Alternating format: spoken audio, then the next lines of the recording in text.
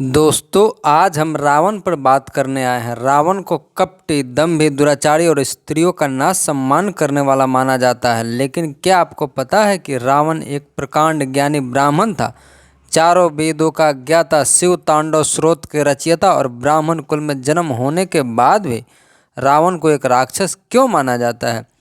पौराणिक कथाओं के अनुसार रावण महर्षि विश्वशर्मा और कैकसी का पुत्र था। रावण भगवान शिव का महाभक्त, महापराक्रमी, राजनीतिज्ञ, शास्त्रों का ज्ञाता था। रावण के शासन काल में लंका का डंका तीनों लोकों तक बजा कर रखा था। वह सोने की लंका को भगवान शिव से वरदान के रूप में प्राप्त किया था। ब्राह्मण कुल के महर्षि विश्वशर्मा का पुत्र एक राक्षस कैसे बना, आइए जानते हैं विस्तार से इस बारे में। वाल्मीकि रामायण के अनुसार पौराणिक काल में 3 राक्षस थे, जिसका नाम था माली, सुमाली और माल्यवान। तीनों राक्षस ब्रह्मा जी के बहुत बड़े भक्त थे और घोर तपस्या कर इन तीनों ने ब्रह्मा जी को प्रसन्न किया। ब्रह्मा जी ने इन्हें बहुत ही बलशाली होने का वरदान दे दिया। शक्ति का वरदान मिलते ही तीनों भाई निकल पड़ते हैं अपनी दिग्विजय यात्रा पर। स्वर्ग, धरती, पाताल तीनों लोकों पर इनका अत्याचार बढ़ जाता है। धरती पर निवास कर रहे मनुष्य और ऋषि मुनियों पर इनका अत्याचार भी बढ़ जाता है।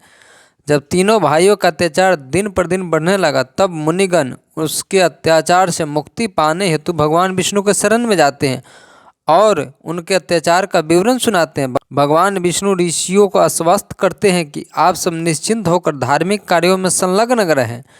अब इसके पाप का घड़ा भर चुका है। मैं बहुत जल्द तीनों लोगों को उसके पाप से मुक्त कराने आ रहा हूँ। जब तीनों भाइयों को पता चला कि देवता और ऋषि मुनि भगवान विष्णु के शरण में मदद मांगने गए थे, तो तीनों भाई स्वर्ग पर चढ़ाई कर दिया। देवताओं के रक्षा हेतु भगवान विष्णु वहां पहुंचे और दुष्ट राक्षसों का वध करने लगे। भगवान विष्णु ने चक्र सुदर्शन चला माली दैत्य का सर धड़ से अलग कर दिया। माली का वध होते राक्षसों में हाहाकार मच गया। सुमाली और माल्यवन बची राक्षसों के साथ धरती की ओर भाग खड़े हुए। वर्षों तक राक्षस डर से पाताल लोक में छुपे रहे। वर्षों बाद सुमाली पाताल लोक से घूमने पृथ्वी पर पहुंचा। लंका में वह कुबेर जी को देखा और वापस पाताल लोक चला गया। वह कब तक डर से पाताल लोक में छुपा बैठा रहेगा? वह देवताओं को पराजित करने का विचार कर ही रहा था कि उसका ध्यान कुबेर जी पड़ गया। कुबेर जी महर्षि विश्वशर्मा के पुत्र थे। सुमाली सोचने लगा, अगर अपनी पुत्री का विवाह महर्षि विश्वशर्मा से करवा दूंगा तो कैकसी का पुत्र भी कुबेर की तरह बलवान है, देवताओं की छवि वाला होगा और राक्षस जाति का कल्याण भी हो जाएगा। वह अपनी पुत्री कैकसी के पास जाता है और कहता है, पुत्री, मेरे भय के कारण कोई तुमसे विवाह नहीं करना चाहता। मैं चाहता हूँ तुम महापंडित महर्षि विश्वशर्मा से विवाह करो, जिससे राक्षस जाति का कल्याण और तुम्हारा पुत्र देवताओं से राक्षसों का रक्षा कर सकता है। पिता के आज्ञानुसार कैकसी पाताल लोक से धरती के लिए प्रस्थान कर गई। महर्षि विश्वशर्मा के आश्रम पहुंचते पहुंचते कैकसी को शाम हो चुकी थी। सूरज ढलने वाला था। तेज आंधी और बादल भी गरज रहे थे। महर्षि विश्वशर्मा के आश्रम में पहुंचकर कैकसी ने महर्षि विश्वशर्मा के चरण वंदन किए। कैकसी के धर्म परायणता एवं सुंदरता को देखकर महर्षि विश्वशर्मा ने शादी की स्वीकृति दे दी। दोनों का विवाह हो गया। कैकसी की पत्नी धर्म पर खुश होकर महर्षि ने वरदान मांगने को कहा।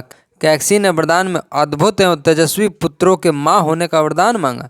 तब महर्षि विश्वशर्मा ने कहा, मैं तुम्हारे मन की इच्छा अवश्य पूर्ण कर दूंगा, परंतु तुम कुबेला में मेरे पास आई हो, इसलिए तुम्हारे पुत्र भयानक सूरत वाले एवं गलत कृत्य करने वाले होंगे। कैकसी महर्षि के पैर पकड़कर बोली, आपके जैसे महर्षि से मैं ऐसे पुत्र नहीं चाहती, मुझ पर कृपा करें। तब महर्षि ने कहा, तुमसे मुझे 3 पुत्र एवं 1 पुत्री प्राप्ति होगी। तीसरा पुत्र मेरा तरह ज्ञानी और धर्मपरायण होगा। बड़ा तो शास्त्र का ज्ञाता, महापराक्रमी तो अवश्य होगा, परंतु जितना बड़ा धर्म का ज्ञानी होगा उतना अधिक गलत कार्यों में संलिप्त रहेगा। वर्षों बाद कैकसी ने एक अद्भुत बालक को जन्म दिया, जो 10 सिर एवं 20 हाथों वाला था। कैकसी ने अपने पुत्र को महर्षि विश्वशर्मा के गोद में डालती है। अपने पुत्र को देखकर महर्षि बोलते हैं, जैसा तुमने अद्भुत पुत्र मांगा था वैसा ही यह जन्म लिया है। इस तरह का बालक न पहले हुआ था न कभी होगा। 10 सिर वाले पुत्र का नाम विश्वशर्मा ने दशग्रीव रखा, जो बाद में दशानन और रावण के नाम से प्रसिद्ध हुआ। रावण के जन्म के बाद कैकसी ने महाविशालकाय पुत्र कुंभकर्ण को जन्म दिया। उसके बाद एक सुंदर पुत्री सुपर्णखा एवं एक पुत्र विभीषण को जन्म दिया। विभीषण अपने पिता की तरह शांत चित्त वाले एवं धर्मपरायण थे। रावण द्वारा माता सीता का हरण कर लंका लाने पर विभीषण जी ने ही रावण को समझाया था कि माता सीता को ससम्मान सहित प्रभु श्री राम को लौटा दे, परंतु रावण अपने अहंकार में अड़ा रहा और उसका अंत कितना भला हुआ सब जानते हैं। दोस्तों, कैसा लगा हमारा यह जानकारी कमेंट कर बताएं और फटाफट चैनल को सब्सक्राइब कर दें। मिलते हैं एक नई कहानी के साथ, तब तक के लिए जय श्री राम।